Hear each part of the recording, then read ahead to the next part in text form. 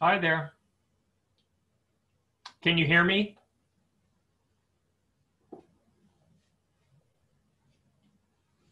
Yes, I can hear you. Okay, good. Do you have the pages for tonight on the appendicular? Do you have them? Yes, they're here. Okay. Well, I have bones. So plenty of Okay. bones. Yes. Okay. So if you do not understand, you must ask me to explain, right? Okay. Meaning just ask me. That's the only way we're going to get over this, so it makes sense. Okay? And I'd like to see everybody's picture. Tara, Renee, Alec, go ahead, let's see your nice picture. I know we're getting started a little early. We're like 3 minutes early, but I just want to make sure we're all here and that everything's working okay. I am for your, I'm sorry. I No. am for your Tuesday class, but I have problem to join the class tomorrow, so I start to come today. Good. Okay. I'll just be more polished tomorrow. Okay. Yeah, no problem. I'm glad you're here. So Thank I looked you. at our calendar and we have a test the actual end of the month. So we have, what, about, today's the 5th. We have about another 3 full weeks, and then we have a test the last week of the month. So we're going to cover today the appendicular skeleton. We'll talk about joints. And then we will talk about more joints, and then we'll answer questions. I sent everybody an email with an old copy of a Lab 7, so that should have come through.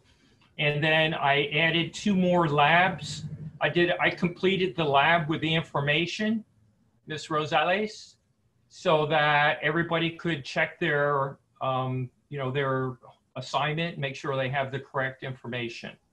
Okay, so that'll be in the lab, is what we'll actually do.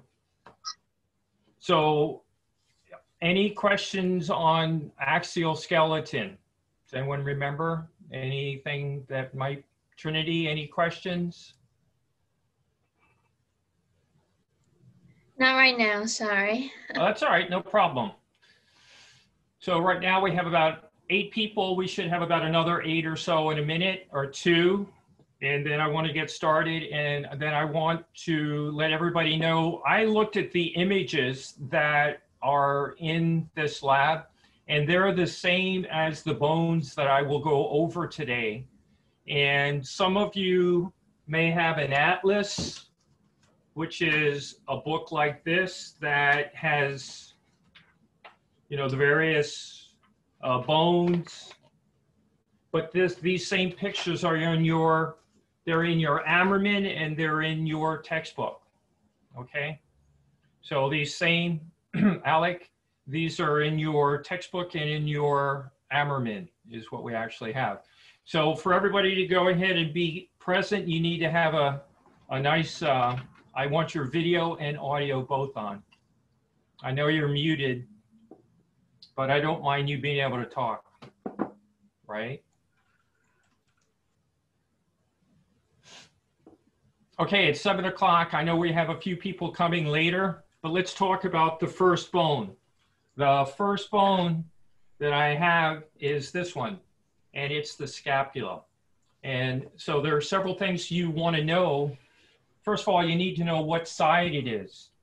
That is pretty easy to tell if you look where the spine is. This is the spine of the scapula. This is the glenoid fossa. This front area is the coracoid process. And when we look at it, this would be the left scapula, because the humerus would need to come into this bone, so it would have to be the left. And so when we're looking at this, this would be the posterior part of the left scapula. The right scapula would be just an opposite or mirror image of this. So let's talk about these structures. The glenoid fossa is an articulation with my upper humerus. It's an A, so you want to put A for articulation. The spine of the scapula is an M, or muscle. Should be M for muscle attachment. Muscles attach here. This flattened part of the spine is called the acromion. And when I was looking at the answers that were there, it said that the acromion is a joint, but the acromion also connects with the clavicle, but there's a muscle that sits on top of here. So when I have my shoulder here, put your hand on top of your shoulder and move your arm out. There's a triangular muscle called the deltoid, and that will rest on top of this here. I injured my right AC acromioclavicular joint by landing on it on concrete, or let's say on an asphalt trail. And I don't recommend that. But what I did is I went ahead and struck the deltoid on the asphalt. And so this bone, the spine of the scapula and the acromion, basically are just the end of one bone on the other, but this makes a joint called the AC joint. Put your fingers on top and move your shoulder up. Do you feel it move? That's a joint there. And so, so when we look at it, it says acromial process, it's an articulation, but muscle, the deltoid sits on top. Let me see if I can let some more people in. We have a few more joining us. Good. Okay. All right. We have 12 so far. All right. So we're on the first bone, everybody. This is our scapula with the spine of the scapula, the acromion process. Over on this area here, it's the coracoid process. It's a muscle attachment. This would be my left scapula, because if we look at it, my shoulder the humerus would come right in this area. So you need to know spine, acromion. You also need to know coracoid process of muscle attachment. The next bone that we need to talk a little bit about is the humerus. So the humerus that I have right here is my upper arm. And on a humerus, you need to know the head. So this is the head of the humerus. The head of the humerus goes into the glenoid fossa, and it makes a shallow joint. So it would fit right in this area, right in through here. If you look in face, you're going to see there's two little bumps. First of all, you got a rounded head. You have two little bumps. And when we look at those, the lower or the smaller is called the lesser tubercle. Whenever I have a lesser, I also have to have a greater. So this is a greater tubercle and the lesser tubercle. And so the way the humerus would go into the shoulder, the rounded area would be the joint that makes the ball and socket.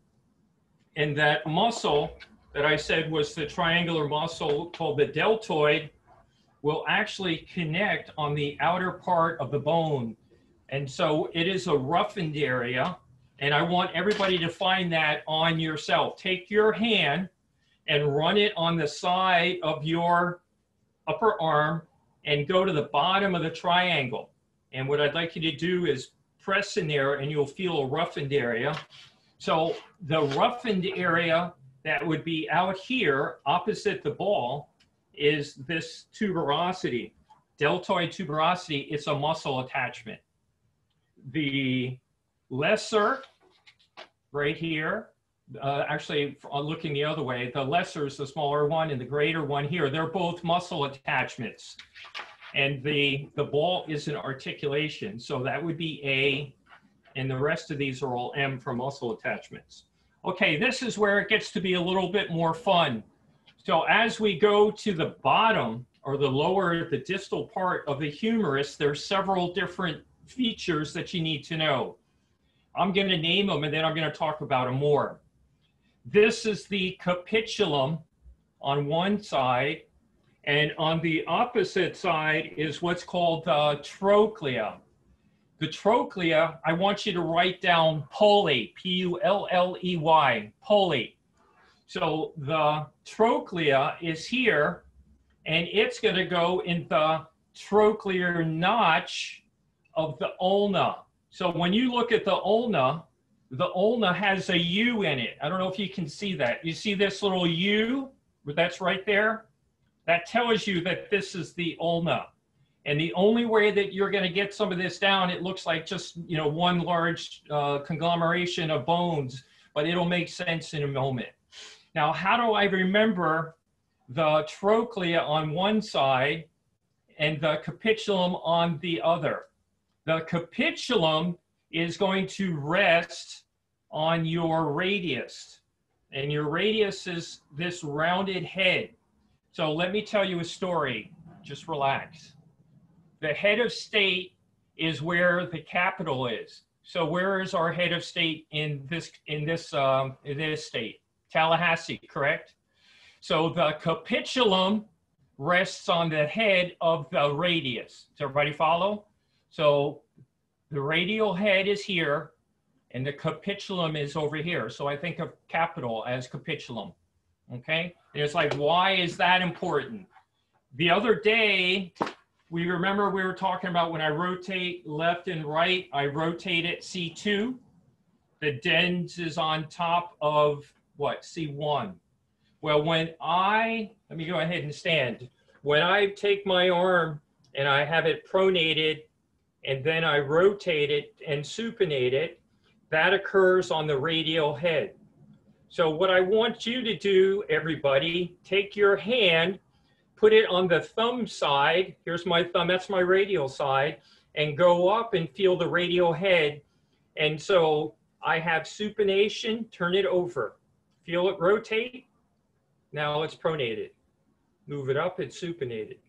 So we have a pivot joint there. It's pivoting is what's actually happening. So in other words, what did I say? Radial head, capitulum. This is trochlea. Remember the U stands for ulna. This opening in here, this depression is the trochlear notch, okay? So let's take a look and see what we need to know thus far on our humerus. We've got the head. We've got as I'm looking at it here in face, I'm trying to see. So this is the lesser tubercle, greater tubercle. On the outside is what's called the deltoid tuberosity. Now let's go down to the elbow. At the elbow, I have what we have, it says capitulum, which will articulate with the head of the radius, and the trochlea, which means pulley, that will articulate with the U, which is the trochlear notch. Let's see what else we have. All right, medial epicondyle is this area above the elbow, and it's where muscles attach. And then on the back of the humerus is a depression called a fossa. And so the olecranon, which is my pointed bone here of my elbow, goes into the olecranon fossa. So as this goes in, it won't go any further. So if I take my arm, and let me stand up, and try and bend it down, I'm going to break it if I go any further. Did you see? So in other words, that's what stops your arm. Now, while my arm is this way, my arm is, let's say my arm here is in the extended position. When the angle, this is 180 degrees. When I bring this angle and the angle gets less, 90 or even 60, that's called flexion. When I go from 90 and go out, that's extension. So tonight, we're going to talk about different movements of these different joints, but we kind of have to know the different terms. So let's go back. On the list that I have capitulum, it's an A for articulation. Trochlea should be an A for articulation. The medial epicondyle is on the inside. That's where a muscle attaches. That's where our muscle will attach. And that would be this area right here. How do I know medial from lateral? I look for my thumb. And you go, well, that's obvious. My thumb is always where? On the lateral aspect. So on this hand, that's missing a few fingers. Notice it's missing a few fingers. My thumb is here. So the medial part would be on this inside. And olecranon fossa, I have to look on the back to find this depression. And the olecranon is part of the ulna. So let's go down to the ulna. The ulna is not that hard. The ulna bone has an olecranon process. So Tara, when you give somebody an elbow and this pointed part hits them, that's your olecranon, and the tricep muscle attaches back here. So the olecranon process is part of an articulation. And so the trochlear notch is the U that's in the ulna. So this U that's in the ulna, that's how you get the name ulna. That's the trochlear notch. And then there's one other area you need to know. So at the elbow, you're going to notice that the ulna is broad and goes to a real narrow little area here. And then there's a little point on it called the styloid. So this is the ulna styloid, and it is going to help make your wrist. So take your fingers on your wrist, above your wrist, and there's two little bumps. Those are the styloids, and they make a shallow little depression that allows you to flex your wrist. Everybody kind of follow? So how do I know that it's the ulna? Again, look for the U. You see the U that's there? That's where the trochlear notch is. What is that bump? That's the olecranon, okay? And it's part of an articulation, but it's also a muscle attachment is what I actually have. And then the next part, the styloid. So you're going to notice when we look up in here, there's a styloid on both of the forearm bones. This is my ulna, and it's got a little styloid there. This is my radius, and it has a styloid on the opposite side. So the radius, I know it's the radius because it's got a radial head, and that allows for pronation and supination. The radius also has what's called a radial tuberosity, which is a roughened area here, and that's where part of the bicep muscle will attach, and that's on this bump. So on your radius, there's the radial head, the radial tuberosity, and this little radial styloid. So the radial tuberosity is an M for muscle attachment. The styloid process is an M for muscle attachment. Okay, so let's get to the hand. Here's our hand. Which side would that be? Well, this is a left. See how it fits in here? Okay, so we have what are called carpals. As a group, there's 2 rows of 4 short bones in there, and they're planar or flat bones, and they'll allow for gliding.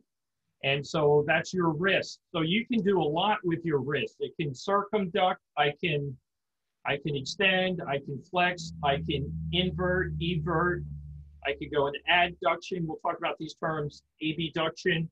So I can do a lot of movements with the wrist. The next bones, after the 2 groups of 4, the first group is called carpals. The middle group is called, what's the term for middle? Anybody?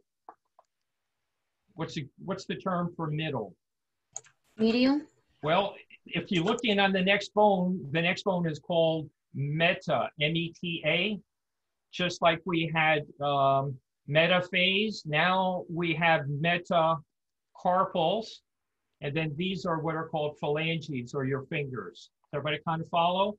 So in my hand, I have 2 rows of 4 bones called carpals. then I have metacarpals, then I have what are called phalanges, your fingers is what we actually have.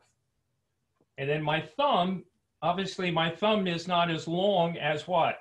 My fingers. And we'll talk about the movement of the thumb in a little bit, but it allows us to do certain movements like grasping. Okay. So what I'd like to do at this point is let's go to the two pelvic bones.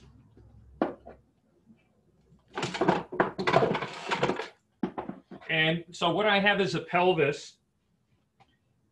So as we're looking at the pelvis, we have the ilium, which is on top, the iliac crest. I have a notch here called the sciatic notch. See where the hole is? There's a big hole here. That's the sciatic notch. This bone in the back is fused sacral bones. And then the ones at the bottom are the coccyx. And sitting on top of your sacrum was the fifth lumbar. So I have 5 lumbar, and then I have 1 sacrum. I have a coccyx. On the side, making up the coxal bone is the ilium, the ischium, and the pubic bone. In the ilium, the one that they want you to know is the greater sciatic notch. That's this opening right here. Then on the other bone, like say, they want you to know pubic symphysis, and we've already talked about this, fibrocartilage joint. That's that one. Pubic symphysis is A for articulation. Acetabulum, this hole, is an articulation with the femur. So this acetabulum is an A for articulation. And then the area right in here, adjacent to the pubic symphysis, is the obturator foramen. Obturator foramen is where nerves pass. So that's a P.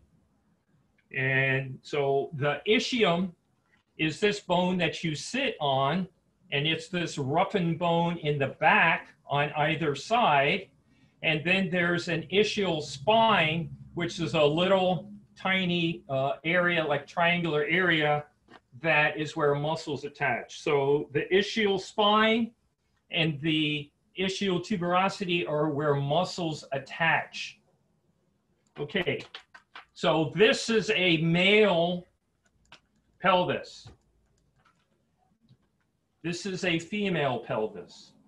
So if you look at the opening in this area here, you have the coccyx and very little room for anything to get through. This is the female. Can I get my hand through here? Yes, I can. Now, what's different about the female pelvis? The pubic symphysis in the front is wider. So this area is wider. There's about 3 things that are different about the female pelvis as compared to the male, and I want you to kind of get an understanding. See how much wider? It's a larger, like a V. On the male, notice it's what? A little closer together. On the male, as I turn the coxal bones, which is the hemipelvis, to the side, the sciatic notch is this area there. On the female, this is the sciatic notch. It's large. See how much larger it is? It's huge. So it's bigger. Okay? So it's wide here in the front. Sciatic notch is wider. And when I look at the pelvic opening, it's more of an oval and it's larger, so the baby's head can get through this region. Okay? And so, but when I was looking earlier, this tailbone was pushed in. And some of you ladies, when you sit on the ischium and on your tailbone. And when you give birth, what might happen to the tailbone? It'll break. It'll get sprained or break, because as the baby's coming through, it'll get pushed back. Okay? So the opening is wider. This opening of the pelvis is wider there. The sciatic notch is wider. and the front area is wider. And so the attachment is going to be broader into the outside. So when we talk about the pelvis being broader, it's broader in the female, okay? And on the male, if you look at it, it has this narrow pubic symphysis area, a narrow sciatic notch, and a narrow area inside the pelvis, okay? Any questions on this? You'll see this type question perhaps on the practical, but maybe on a lecture test, okay? All right, so let's see what we have here. Let's go over it again from the top because there's a lot of information. This is the what? Let's use the female because we keep using the male all the time. So here's the female pelvis. And so the three bones, pubic bone in the front, ischium is in the bottom, ilium is on the top. The sciatic notch is this large notch in the ilium. I have the pubic bone, and then when we're looking at the ischium, I have the ischial spine here and the ischial tuberosity right there. And when I look at this large opening in the front where they're look like owl eyes, that's the obturator foramen. It's a passageway, okay? So that's a passageway is what we have. So let's go to the next one. Everybody with me so far? We're going to go over this. It'll make sense as we keep going. There's a lot of terms is what we have tonight. All right, let's talk about the femur. Here's the femur. The femur is so much larger than the humerus. Remember the elbow? Here's our elbow joint. Here's our humerus. Here's our femur. So what do we need to know about the femur? It has a head. It's the articulation. And also what we're going to find is that I have what are called a greater trochanter and a lesser trochanter, muscles attached there. Greater trochanter and lesser. Take your hand and rub it on the side of your, let's say, of your upper thigh. And you'll feel like a bump. That bump is the greater trochanter. And so if I stand up and just put my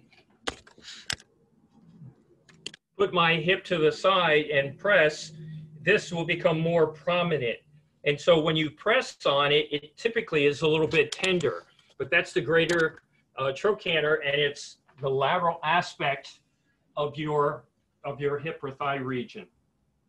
The other thing that you want to need to know, or do need to know, is in the back there's a line. The line is called the linea aspera, and it's an attachment for the quadricep muscles is what it is. So this is the femur, and I have on the distal end, I have two rounded bones. Rounded bones are called condyles. So this femur, the things you need to know about it is the head, the lesser and greater trochanter, and in the back, the linea aspera, and it's a muscle attachment. The fibula. Excuse me, Professor? Sure, go ahead. Can you tilt your camera down just a little bit because it's a little bit too high. Thank you. Is that better? All right, yes, let's sir. go over it again. So which side is this femur? If this is the right. This would have to be the right. So on your notes, it says you need to say left or right. So this would have to be the right because this has to go into the acetabulum, okay? As I'm looking in here, this humerus that I had where my thumb was on the outside, this also had to be the right because the head of the humerus had to go into the socket as well, the glenoid fossa. So that's how I can tell this is right. Okay, so on the femur, what do we need to know? We need to know the head, the lesser and greater trochanter, and this line, linea aspera. These are condyles, and they're rounded. The next bone that, well, actually we got them all connected.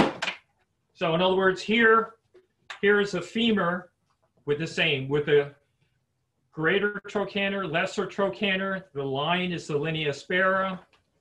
The condyles are here. What's the name of the bone in the front? Patella. Patella. And so this femur is going to rest on the next big bone that's underneath it, and it's called the tibia. The tibia has a plateau, and what you need to know about the tibia is there's a tibial tuberosity. So the muscles that are on the front of the femur go through the patella, and they attach on this tibial tuberosity. Take your finger and run it on the top of your knee. Find your kneecap and go below and find the bump. Everybody do that right now. It's called the tibial tuberosity. We love to ask the question, Octavio. So in other words, go above the patella, down below the patella, onto this bump. Tibial tuberosity is what we actually have. So the tibial tuberosity is a muscle attachment. Some other features that I need to know on the tibia is the anterior crest.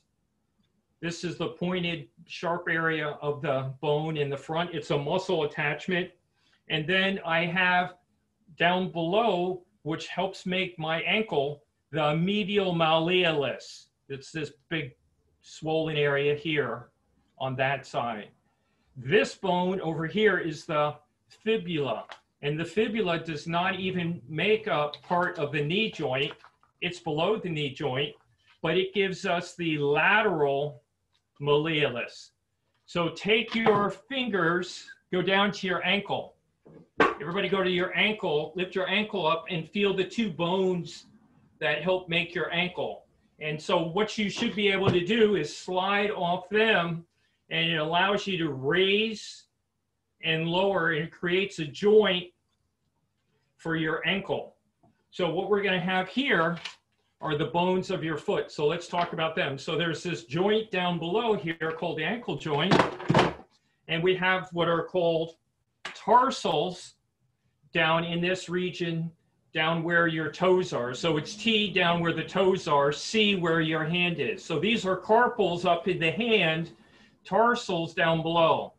Two tarsals you need to know are the calcaneus, which is the heel bone, and the next one that sits on top called the talus, T-A-L-U-S. And so these are the two of the tarsals that you have to know by name.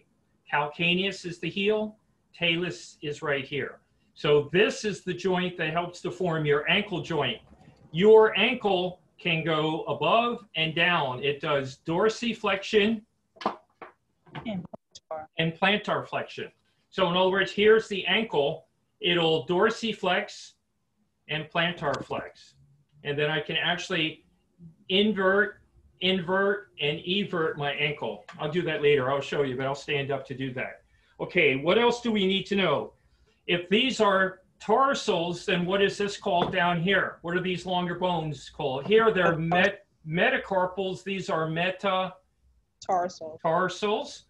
And then I have my finger-like phalanges, which make my toes. Okay? All right. So is everybody totally confused thus far? We have a lot of terms. So how are we going to get those down? What's the only way that we can get them down? Study, but look in your textbook.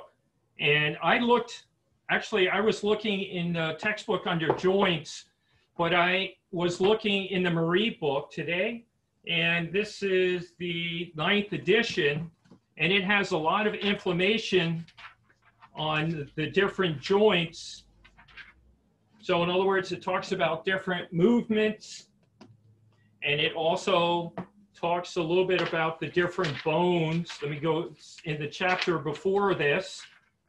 So where it's talking like this would be chapter 7. So here's the femur. It shows all the various bones that we just talked about.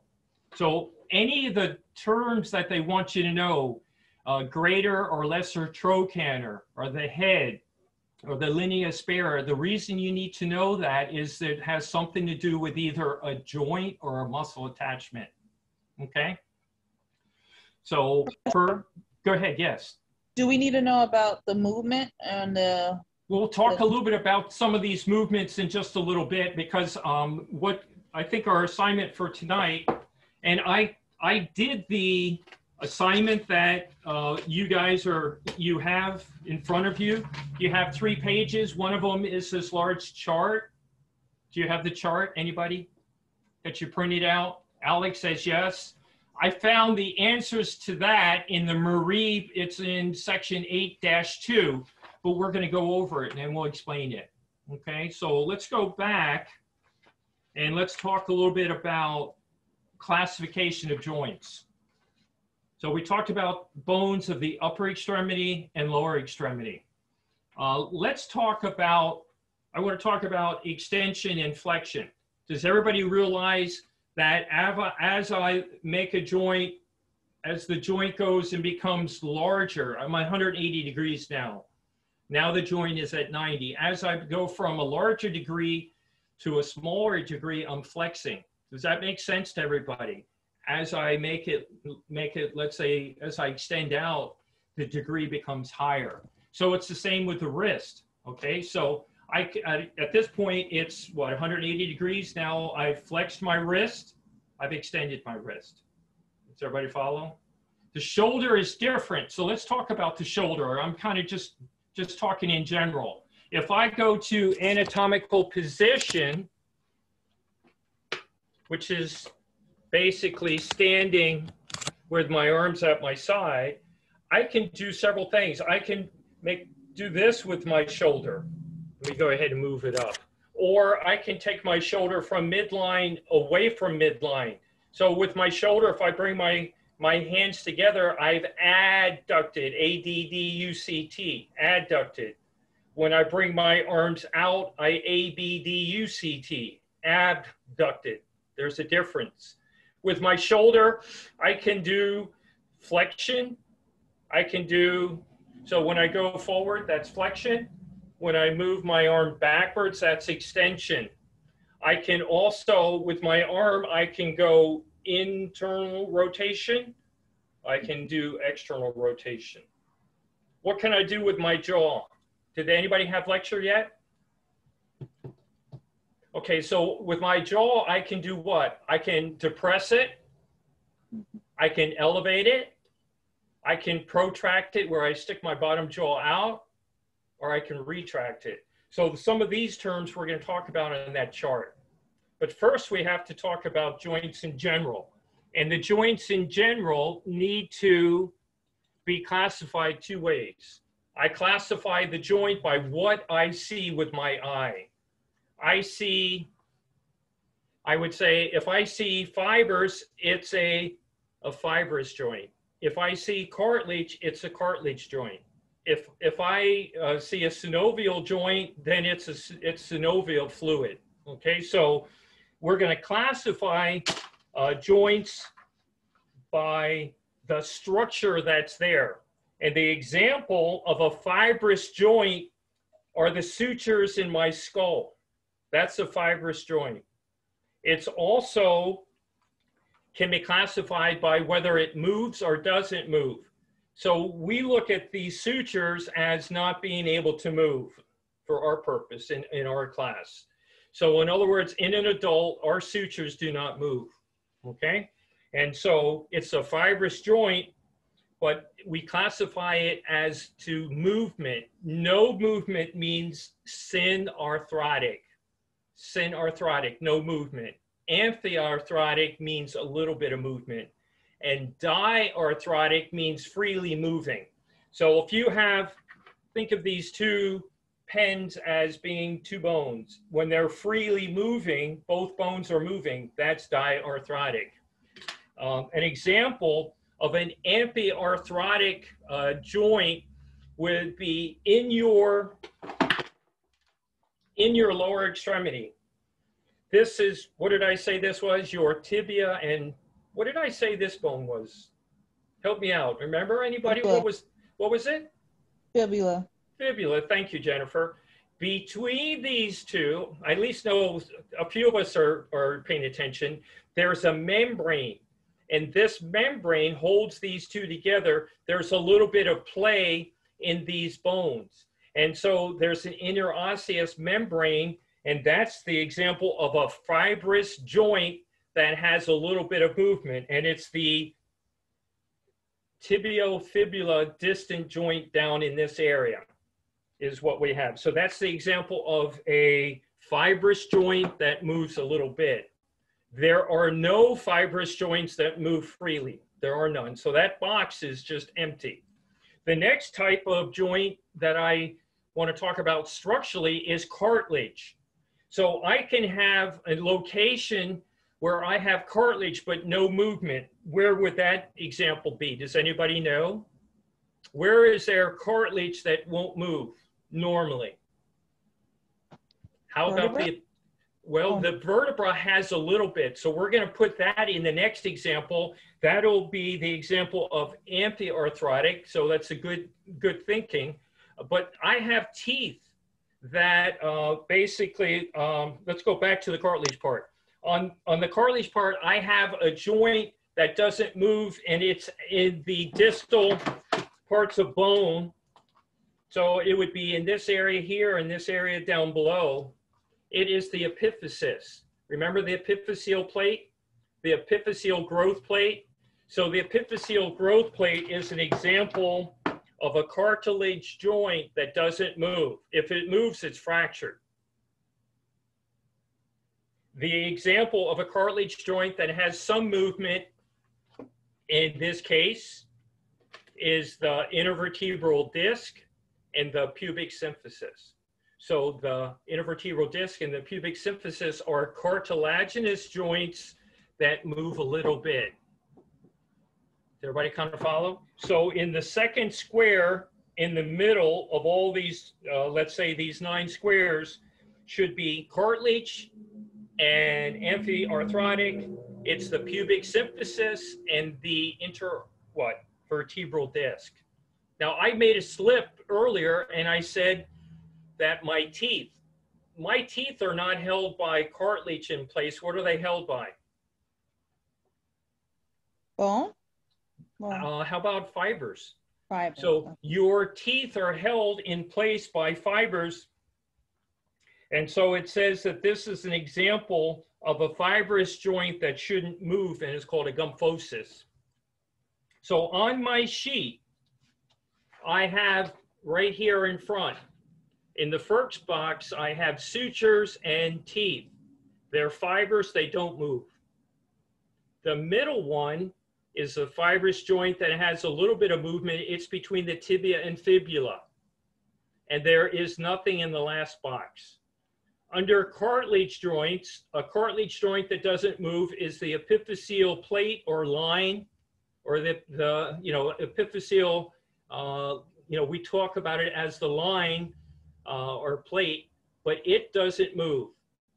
A cartilage joint that moves a little bit, remember, is going to be the pubic symphysis and the what? Intervertebral disc. So in other words, when I bend to the side or I bend forward, those cartilage that are held in between the various bones of the spine, they give a little bit. Does everybody kind of follow? There's a lot of fibers holding it, but it's mainly cartilage. All right, what is the last type of joint that I see? I see a fibrous joint. I see a cartilage joint. Well, the only other one is a synovial. Now, what is a synovial joint? A synovial joint has synovial fluid, and the fluid is there for reducing friction and for bringing nutrients to the cartilage and to the joint itself. And it'll help to take away any of the waste products. So a waste product could be carbon dioxide. So a synovial joint, your fingers, okay? Who here has gone up north when it was cold? And what happens to your hands when you don't have your gloves on and it's cold? I'm talking, let's say 20 degrees. And you're out. Yeah, they get thick and your hands get real tight and you know, they're stiff. And the reason is the fluid, the synovial fluid, is not as warm, and it's not as thin. So it's just like oil. And so it lubricates the joints and allows you in order to move. So a synovial joint, that is, all synovial joints are diarthrotic. They're joints that allow me to go ahead and move and bend. So every other joint that's on the list that you have, and this is completed, and there's an example of this that you should be able to read it in the lab. I put it on the bottom underneath the old or former old lab for lab 7. There should be 2 other additions to this, okay? And so it'll give you all this information.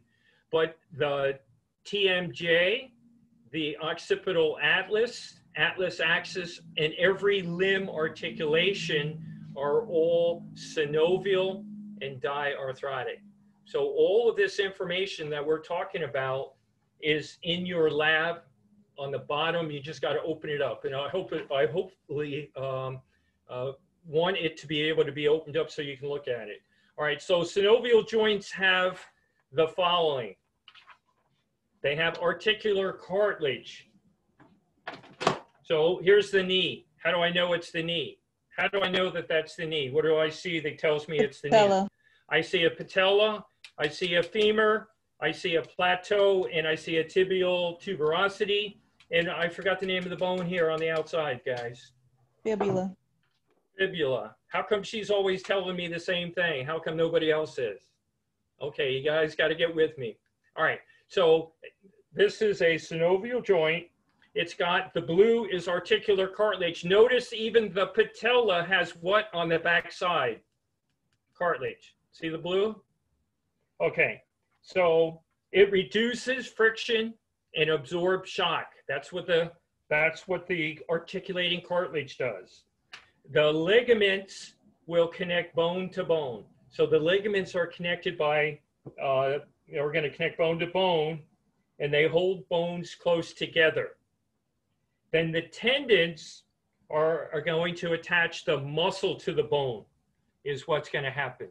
So what we're going to find is the tendons attach the muscle to bone, and then this whole area is in a sac, and it's a synovial sac with synovial fluid inside. That's what gets real stiff when we're, in cold weather, okay?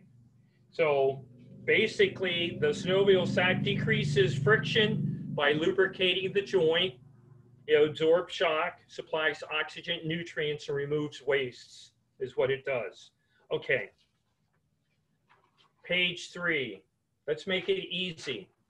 On page 3, it wants to know synovial joint types, and movement. So this is what I want everyone to do. Brandon, Hannah, Jennifer, Alyssa, Taylor.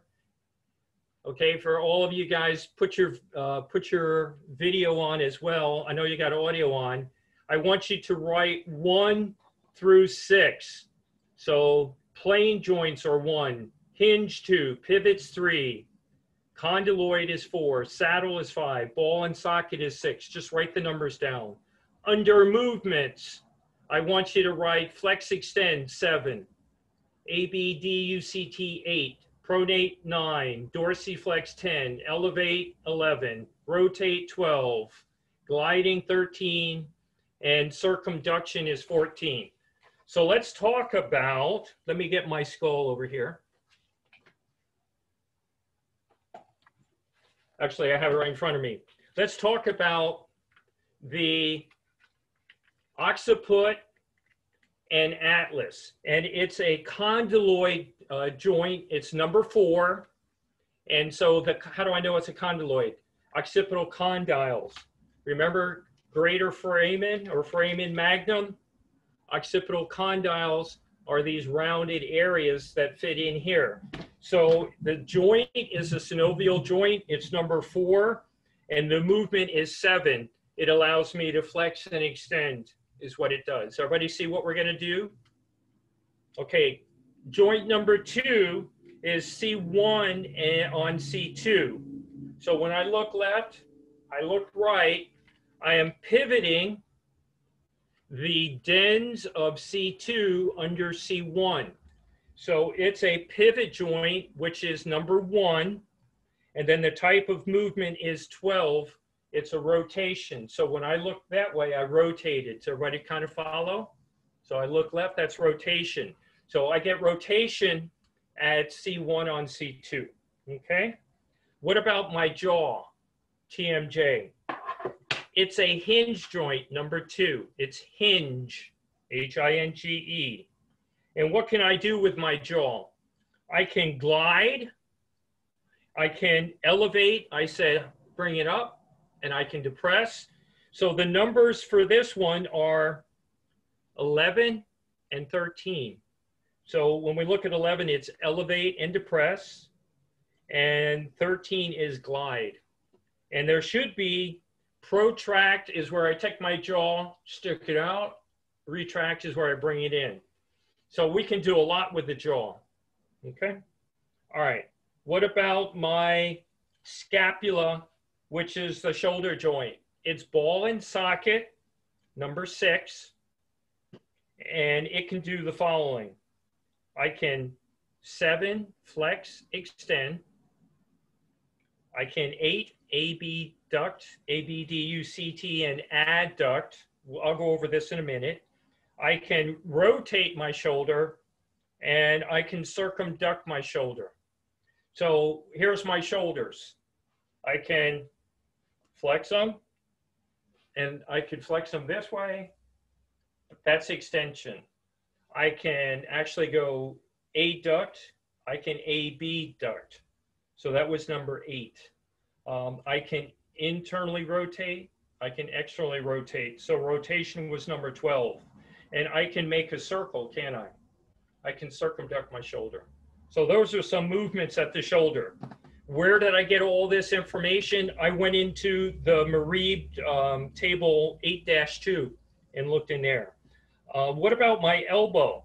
My elbow at the ulna, it's a hinge joint is what it actually does. So my elbow on the ulna side, I can flex and extend. So what was that? Number 7.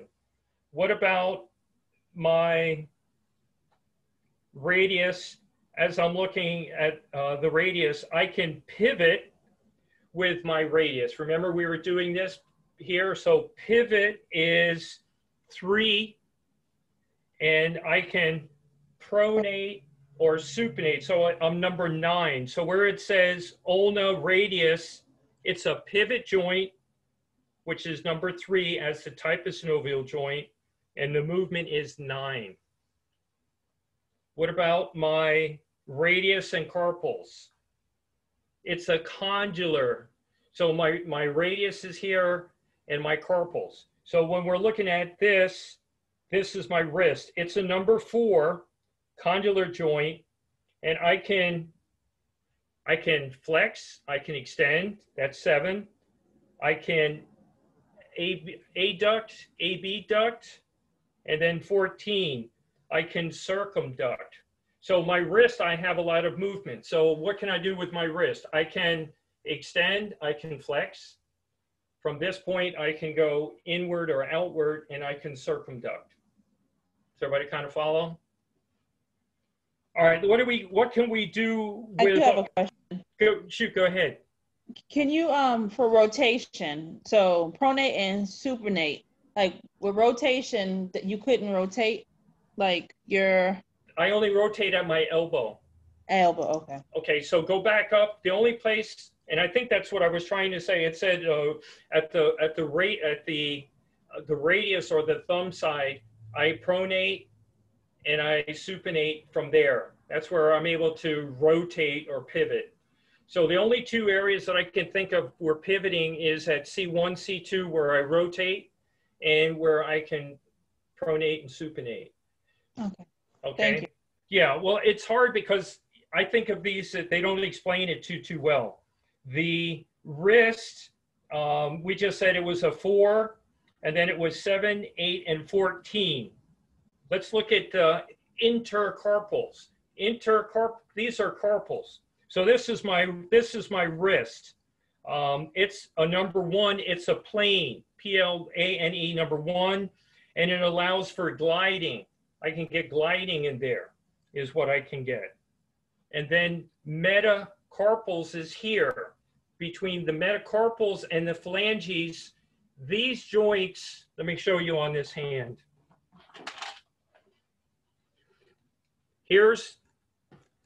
These are carpals. I need something behind, make it dark. So these 2 rows are carpals. This is the metacarpal. So when Octavio makes a fist and he's going to give somebody a punch, not that he would do that. And he goes like this, and he's got these 4. So this is the metacarpal phalangeal. So what did I just say? Metacarpal phalangeal, MCP, metacarpal phalangeal. So my fist right here, metacarpal phalangeal, what can I do?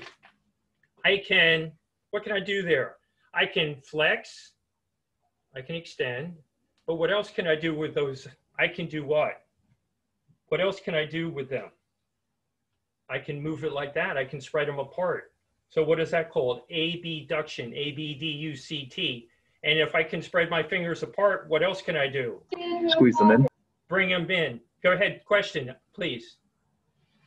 Oh no, I just said squeeze them in. Yeah, squeeze them in, but there's someone else that had a question. Help me. Go ahead. Was that for you, Brandon, or anybody else? Okay, so in other words, my metacarpal phalangeal, I flex and extend, but I can bring them apart, abduct, ABDUCT, and I can adduct is what I can actually do. A lot of this stuff you're going to see on your lecture test, not as much. I mean, you may see a couple questions on the practical, but you'll probably have more of this type material in your lecture test. Does everybody kind of follow? I mean, there may be a couple of them. All right, let's go on. So the thumb is the saddle joint number 5.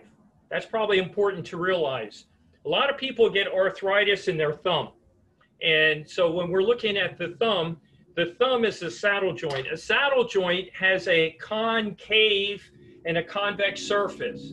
So I can do things with my thumb that I can't do with if I don't have a thumb, how do I could pick up the pencil, but what did I do? I grabbed it between my fingers. But would it be easier to do something called opposition and pick it up this way using my thumb? So we have the ability to oppose our thumb with our finger and grab things. Like I have a coffee cup. So if I want to go and grab something and squeeze, that's called opposition. My thumb is what allows me to do that. Okay, it's a saddle joint. So when we think about the thumb, what can I do with the thumb? I can do a lot of things. I can do, let me have you write these down. 7, 8, and 14. I can flex my thumb. I can extend my thumb. I can do opposition. Remember, I went to my 5th digit, my 4th digit, you see what I'm saying? My 3rd and my 2nd. So that's opposition. And then with my thumb, I can go in and out. I can go in and out with my thumb. So I can do a lot of things. I can do circumduction with my thumb. That's why your thumb wears out, okay, is what happens. Your femur, let's find,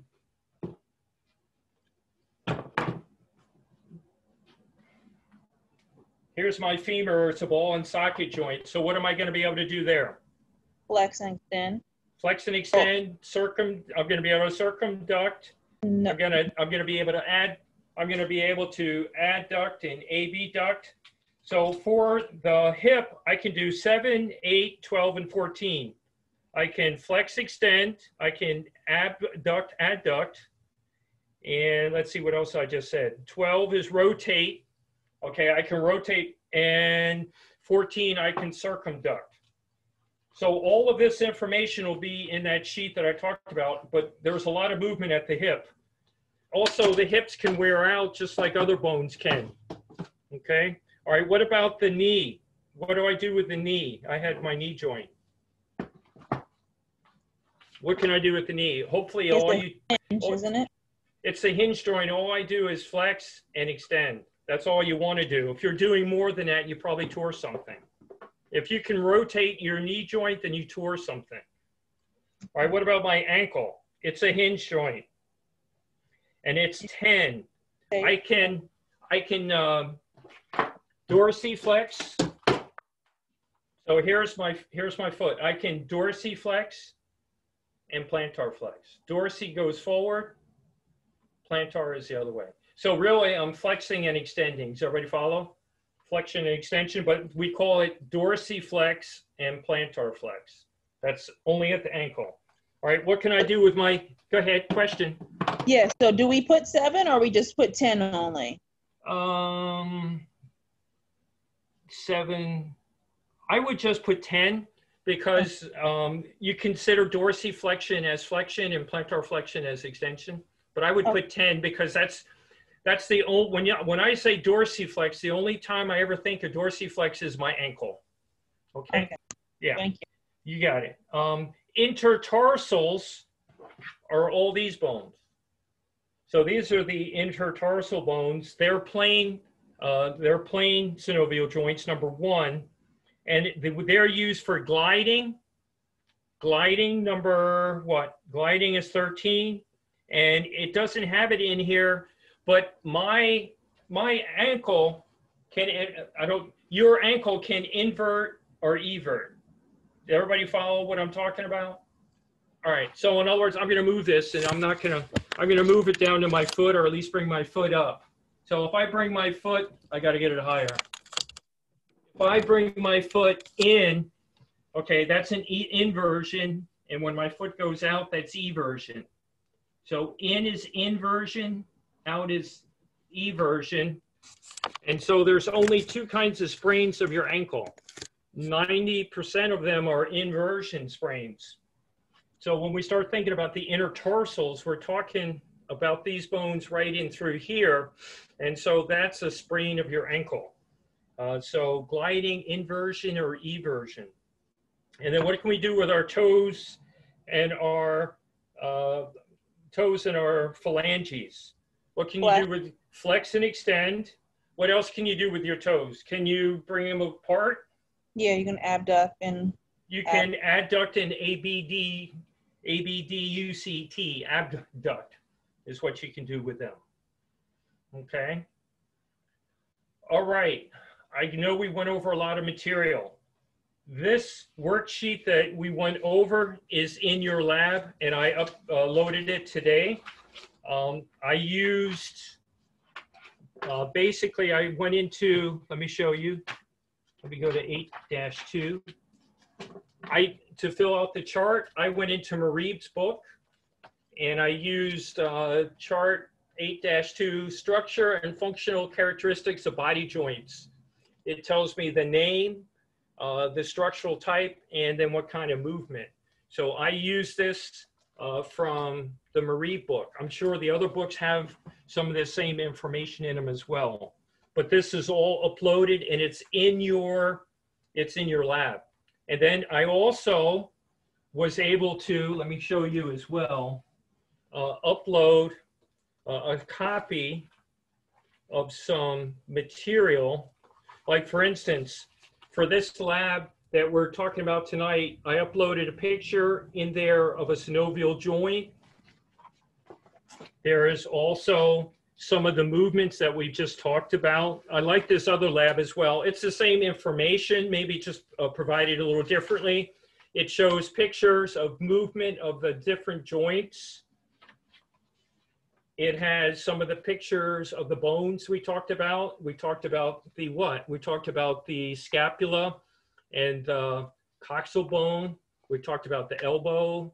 We talked about the knee. So I uploaded these for you, and then I found some charts that I thought might be helpful for just review as far as going over some material. But I also think that the images under this lab are pretty neat, okay? And if it's not already done, when I get to it tomorrow, I'll make sure that I set the pre-test or quiz to unlimited for the remainder of the week. What does that mean? That means you take it as many times as you need to get the 100. Is everybody with me? So I do not understand when somebody takes it once and gets a 20.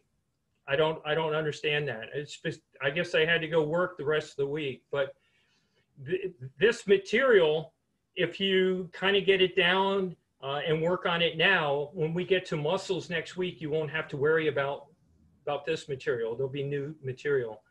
So hopefully, you know, it's interesting enough. There's a lot of memorization, but some of it is just practical. Okay. I know there has to be at least one question. Well, if there's no questions, then I guess I must say good night, and I will be here tomorrow at 7 should you want to join us. And I have been able to upload these on the YouTube, so I did that with the Axial Lab last week. All I need to do now is edit it so it's not as long, so you just get the gist of it and don't get the first 10 minutes of just waiting for everybody to get here, or the last 10 minutes where I'm just answering questions. So I will be available through email. If anybody wants to hang out and ask a question before we leave tonight, go ahead and do that. Otherwise, I will see you next week. Okay? So thank you for being attentive. I know there's a lot of material. Have a good night. Good night now. Thank you. Good night. Bye-bye. You're welcome. Good night.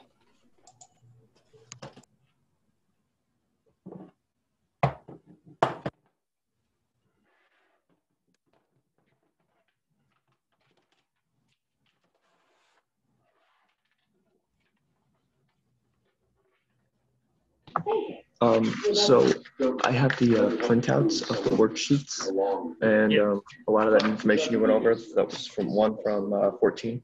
Okay.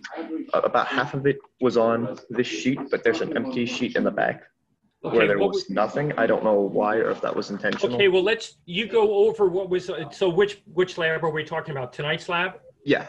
Okay.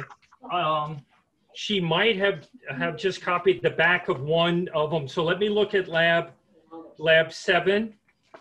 There should be,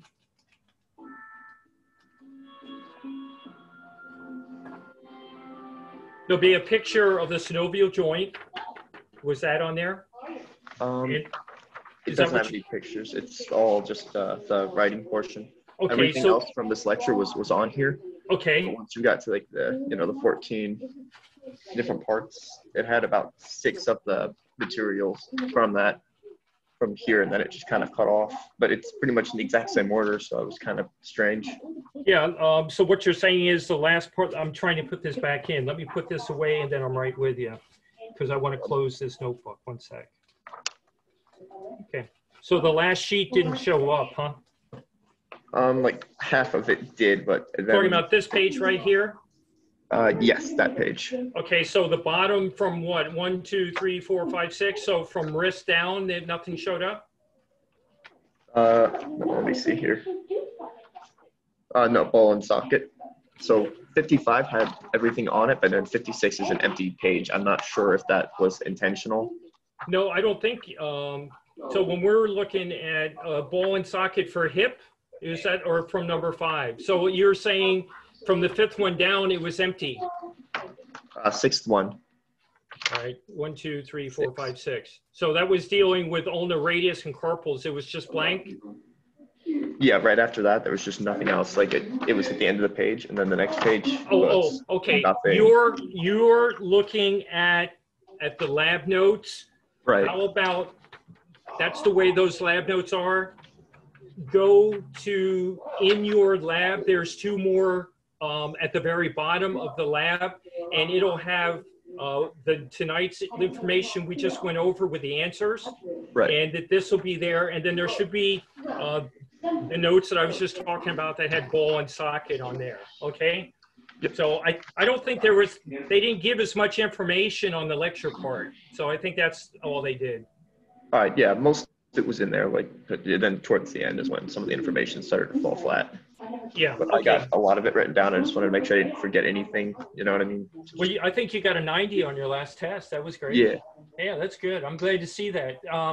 You know, it hasn't always been easy. I mean, there's times when, you know, I wasn't able to do as well as I wanted when I was studying. I had two heavy duty tests, and you know, it's hard to get everything down. And so sometimes, you know, you do well, and then other times you do, you know, not as well. So you just got to keep working. But if you keep working, you're going to do fine. Okay? Yeah. All right. Well, thank you for staying, and thank you for your questions. No problem. Have a good night. You too now. Okay. Thank you, everybody. Unless there are any other questions, I'm going to call it an evening. Bye.